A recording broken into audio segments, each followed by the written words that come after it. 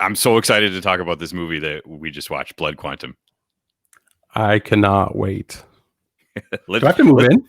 Like, given all of our history on the radio, I still don't know where to put my head. For anybody who hasn't listened to One Dish One Mic on the radio, we usually spend the first 3 to 10 minutes of airtime figuring out how to record a radio show, and then we actually get into the radio show. But I want to jump right into the review. So Okay. have you seen Rhymes for Young Ghouls by Jeff Barnaby? No, I have not. Is it worth it? I want to check it out for sure. Yeah. So this is my introduction to Jeff Barnaby. I think I've watched like all the seasons of The Walking Dead. Yeah.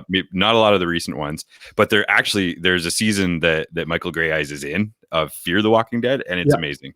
He carries that amazing acting over to Blood Quantum. I absolutely love the movie. Michael Grey Eyes I've been a fan of his since like my early teens, since the height of Indigenous people in cinema. So like anytime you put his name next to a movie, I'm definitely in.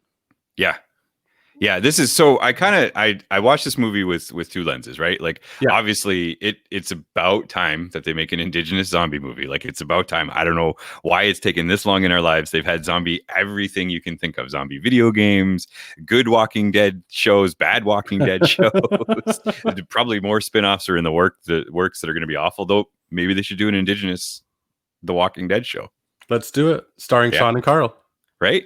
I'm available. Sponsored by the Performing Arts Center. Right. So what did you think? You watched this movie. I know Amy and I, so we waited. I'll tell you, I asked you a question. Now I'm going to answer it. So Amy and I, we shut off the lights. We waited till the kids were well asleep, like very asleep. So they weren't, coming in the scariest parts or anything like that. And we watched in the dead of night, dark night, shut off all the lights in the house. And we watched it on a big screen, which I recommend because it's a beautifully shot movie. And I was scared. Like I was legit scared. I was kind of wanting to turn on some lights and I was clutching my beautiful wife Amy like very closely because like this I don't watch a lot of these movies as often as some other people. So maybe I'm not that hardened to it, but it was creepy, scary, violent, deadly, thrashery. I couldn't believe it. Just to be clear, you are a big baby. However, in this case, I can confirm everything you're saying. Very much the same. First off, the only way to watch a scary movie or a thrasher movie or a zombie movie is in the middle of the night. So if it's pre 12 o'clock, you're doing it wrong. Second is it has to be on a bigger screen TV. And third, it has to be Jeff Barnaby's movie, Blood Quantum. So those are the two ways that I look at this movie. So there is a standalone zombie movie, and if you don't care about Indigenous issues, if you don't care about Indigenous people, first off, you can't be friends with Sean and I. but on the channel, right? Shut this off. If you're watching this on an iPhone, throw it out the car window right now.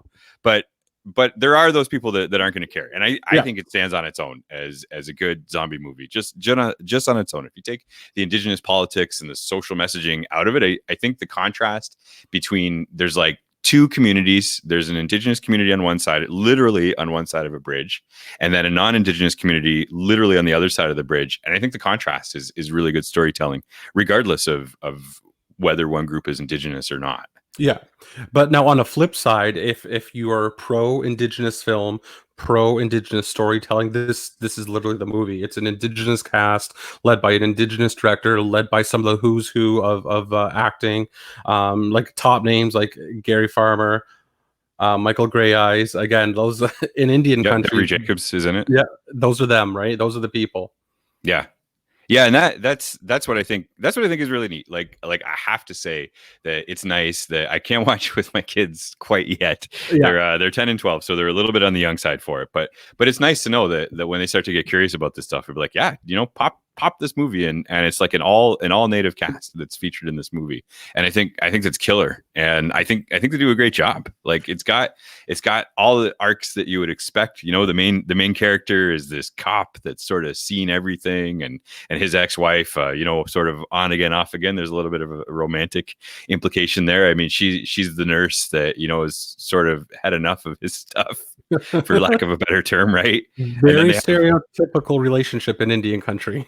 Yeah, right. But in any sort of storytelling, that will they, won't they, Yeah, that whole thing. I think the dynamic between Michael Grey Eyes and Ella Maya Tailfeathers, the way they play off of one another, I think it makes for really good entertainment. And then the other story for me is the relationship between Lysol and Joseph. yeah. They're two stepbrothers, and I think the way that it works is they both had Joseph, and then Lysol came in from a previous relationship that this rugged cop had, and the way they play off of each other too it's brilliant acting. It's well written, but it's also very, very exciting. I think the tension between the two brothers really adds to the overall tension and fear in the movie.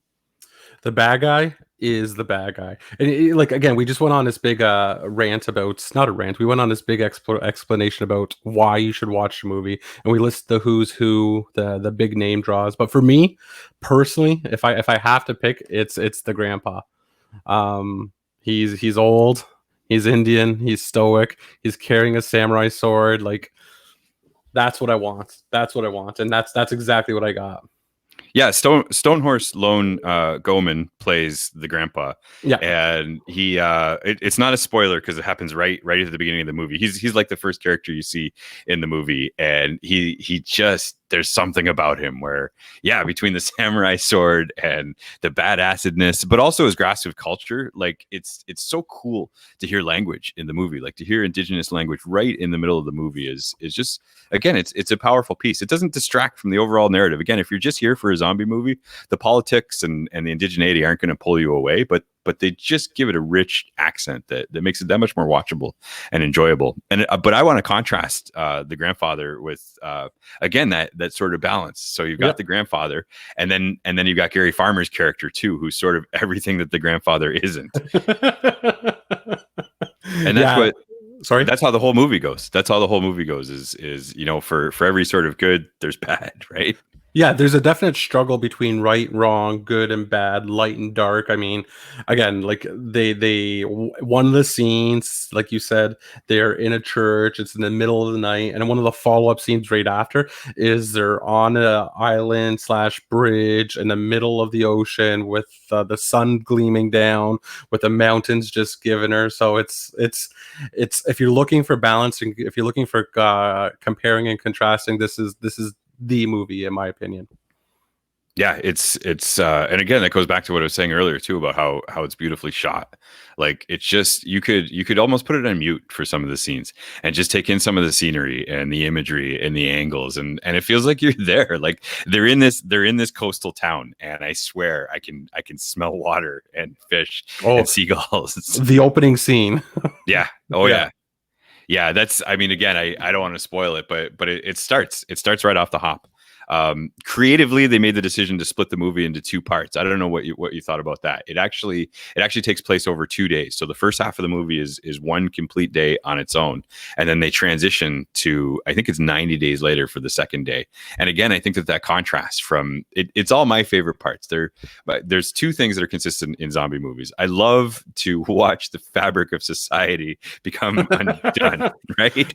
There's just something about normal people encountering zombies that I love to watch. If you listen to One Dish One Mike, the only way to change the system is to blow up the system. And in this case, it's a zombie apocalypse. Yeah.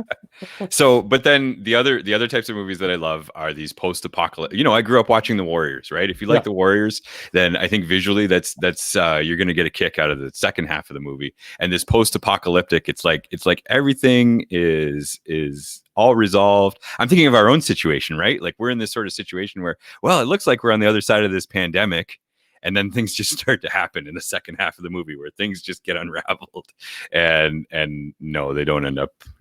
Things don't end up working out great for a lot of people, unfortunately. It's too bad, because if Sean is having a deep moment of reflection, really thinking about the impact of the movie. And I think that what I'm getting from him is a sense of sadness, because you want everything to work out, because these characters are so likable, and it just becomes unraveled. You can't have a apocalyptic zombie environment and everything works out peachy keen.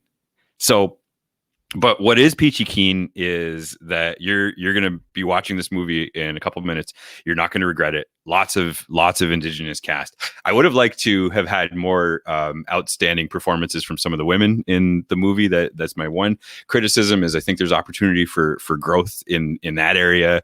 But all in all, the play between Joss, who is the Indigenous nurse, and between Charlie, who is the non-Indigenous girlfriend of Joseph, even that is great to watch. So I think we've given you lots of reasons to enjoy and watch this movie. If for no other reason, support Jeff Barnaby so that other movies like this can get made. Support the Performing Arts Center. You can head over to the Performing Arts Center website and you can rent it online at www.firstontariopac.ca and check out this wonderful movie.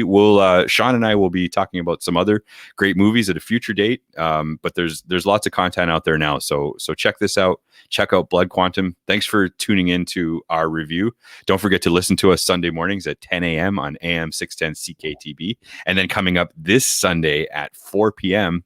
on the Performing Arts Center website, there will be the official launch of the Celebration of Nations. And you're going to want to see a special performance by local artist Shawnee. Thank you very much for tuning in. Nagitwa.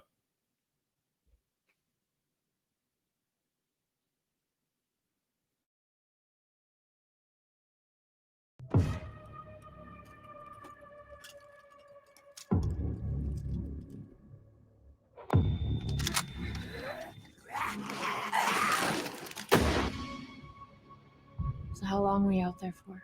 I lost track of the time. Did you get bit? This planet we're on is so sick of our shit. That's why the dead keep coming back to life. You're immune. I'm not. What if my baby isn't either? Run!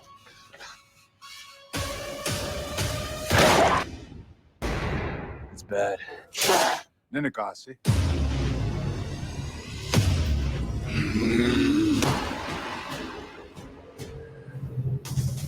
I heard that you can cure bites here. Ain't nobody immune here but us.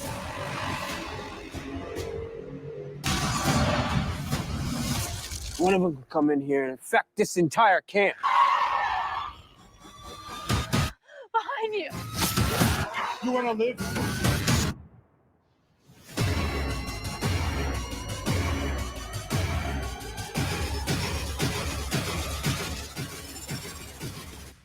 Who says we're immune?